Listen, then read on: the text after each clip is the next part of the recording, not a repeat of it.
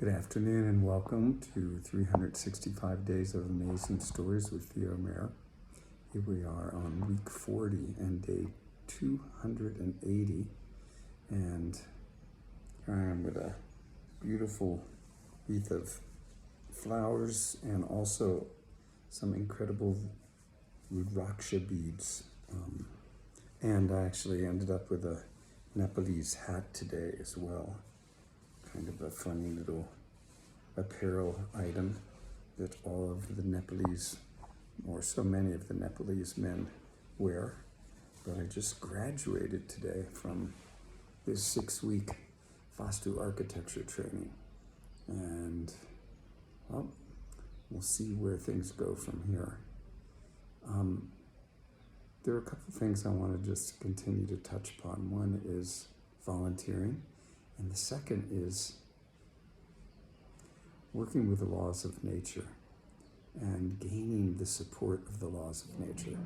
I talked about careening last time, bringing your boat up onto the beach and working on it when the tide goes out and it's left high and dry.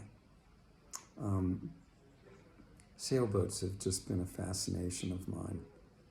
It is truly remarkable that you can move so much just with the wind, and the currents as well sometimes help out or don't, depending on where you're going. But you can even sail basically up into the wind by tacking back and forth, using the sails, trimming the sails in such a way that it propels the boat at an angle up into the direction of the wind. And you have to tack back and forth, so you end up making a zigzag pattern into the wind and work your way up that way. Of course, going downwind is a whole nother story, though I think the easiest direction to sail in regards to the wind is when it is off of one of the aft corners, when it's at an angle but coming from behind a little bit. That's when the boat tends to be the most stable and you're really cooking along, and it's kind of it's just an incredibly fun thing to do. It's kind of like surfing, only with a big boat, and something that has potentially your bed in it and your kitchen and all the things that you need. So I would highly recommend, if you ever can, or if you can really get into it, do some sailing. Not only is it enjoyable to get out on the water and be out there in nature the way you can be, but it teaches you so much to sail, about the physics of, all kinds of physical properties. It teaches you rope work. It teaches you understand how to use pulleys to your advantage. It helps you to understand a foil, basically the shape of a sail with the wind against it, and how that needs to look in order to get the most out of the wind. Sails aren't flat. They, have a nice curve to them that catches the wind in such a way that on one side there's more pressure than the other, which is how your boat gets propelled along. Wind is always blowing somewhere or another, and it's one of those things that we can use. Think of, wind-powered generators. It's one thing I would still like to put up at the place that I have down in Big Sur, because it often blows there, and it often blows when the sun isn't shining. So if you can supplement your system with a wind generator, what a good thing that can be. So where I was going as well with the volunteering was how when you start to volunteer and give your time into something that you want to do, things just naturally begin to happen for you in, I think, a beneficial way. You gain the support of nature because you're giving. And things just start unfolding, one thing's after another. I told you at another point in time about going down and spending time with the Mennonite horse and buggy farmers because of my friend Keith Rhodes that I ended up helping in Fairfield, Iowa, originally to harvest honey from his bees. We met because I wanted a beehive, and Keith was an incredible beekeeper. And, I think he sold me either 1 or 2 hives. I started kind of taking care of my own bees. But then I started going with Keith out to his yards and helping him bring in honey. That turned into taking a trip to his family, his family's community. They'd originally been in Pennsylvania and had moved to Bowling Green, Kentucky. And I just imagine if we could transport ourselves back from this time that we're living in to a time where there was no electricity, no telephone lines, no cell service, no real paved roads, no cars driving up and down the roads. And then you kind of get a picture of what it would be like to go back, to this community for me. No electricity to run all your tools and gadgets.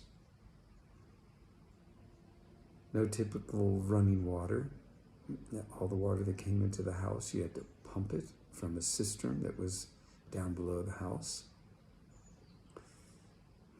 It was incredible. You walked to where you needed to go or took a horse and buggy.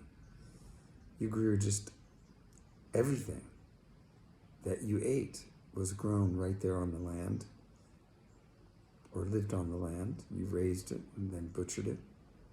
It was an incredible experience to just live into the rhythms of nature in accord with this kind of agrarian, agricultural community.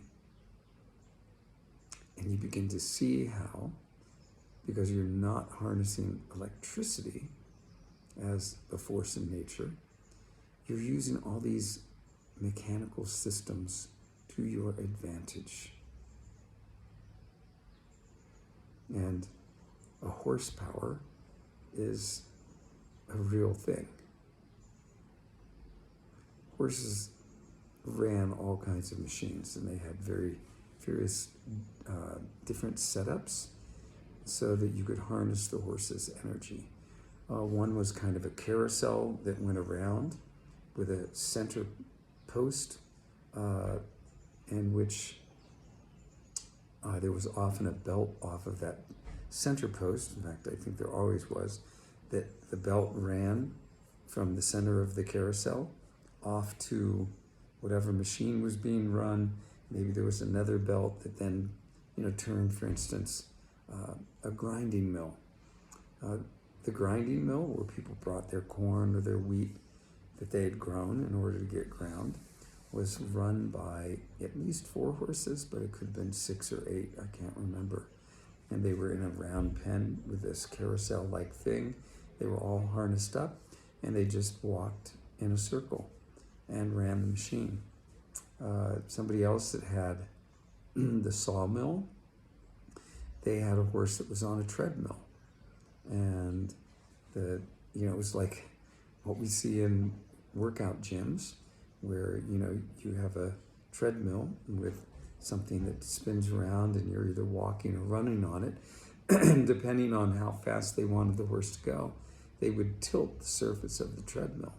If they wanted to go faster, the higher they would tilt it. And the horse would have to, kind of keep up with the tilt that was happening.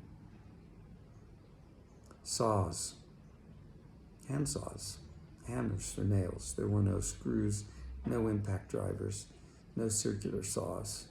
It was all work that was done by hand. Chisels were used, scrapers that were metal in order to finish wood. So you began to see that there was so much you could do. given the right tool. So then you think about, okay, you've got these metal tools. Well, how do you take care of them? You've got to learn to sharpen blades. Hopefully you've got somebody in the community that's a blacksmith, which there was. It was one of Keith's brothers, was the blacksmith in that community. And as I remember, it was Ernest. And he also, he was a leather worker, as I remember, in a blacksmith. And the amount of things that you can make out of iron that you put in a forge, heat it up, and then bang it into some shape that you want, it's absolutely amazing. A good blacksmith can do all kinds of things. So we certainly are always harnessing the laws of nature. We're using them and trying to use them typically for our advantage. But my question, I guess, would be, how can we use the laws of nature in such a way that we are not harming nature at the same time? And that's where I think many of these older practices are so valuable, because you begin to realize that, well, you can actually do things, and you don't need some power gadget in order to do it. The other thing is that you typically get some movement as well from doing things by hand. You're using your body. Our bodies, I'm going to tell you, they are meant to move. You're not meant to just sit around and lay around all day. In fact, start looking at people that do that, and you'll see that, well, they just don't typically look that good. They probably do not enjoy kind of a pain-free body, and my guess is that their health isn't that great. The body is meant to move. Not too much, but in a balanced way. I like to think of movement in terms of yoga, union. If you can move kind of in accord with your environment, what a thing that can be, where your movements come from the activities that you're doing in relationship to the world that you're living in. It takes you from the point value of self into the wholeness of the world that you're living in through movement, through our interaction with the body. This is the vessel by which we can connect and create the experience of being at one with everything around us.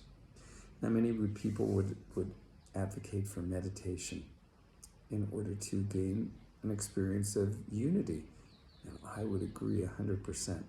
It is a wonderful thing to do, to have some meditative practices, or a practice that brings you to the source where everything is connected. But then, what a wonderful experience to take this individual value of me or us, who we are, to take our individual value and connect it to the world through what we do, through what we move. And hopefully what we do is something that we enjoy. So that as we're doing and connecting through the world around us, through movement, we're doing so with joy, enhancing the environment around us with that joyful energy. See, I think the body thrives by movement. I think we gain great joy by moving. And what makes it even more joyous is when there's meaning in it. Meaningful movement. Meaningful, joyous movement. It's great to take time to meditate. Don't get me wrong, I think it's critical. Hour a day, 2 hours a day, 4 hours a day, an hour a day, 20 minutes a day. Do some meditation and then get out there and joyously connect. Okay, thanks for spending a little time with me. I hope you have a good rest of your day.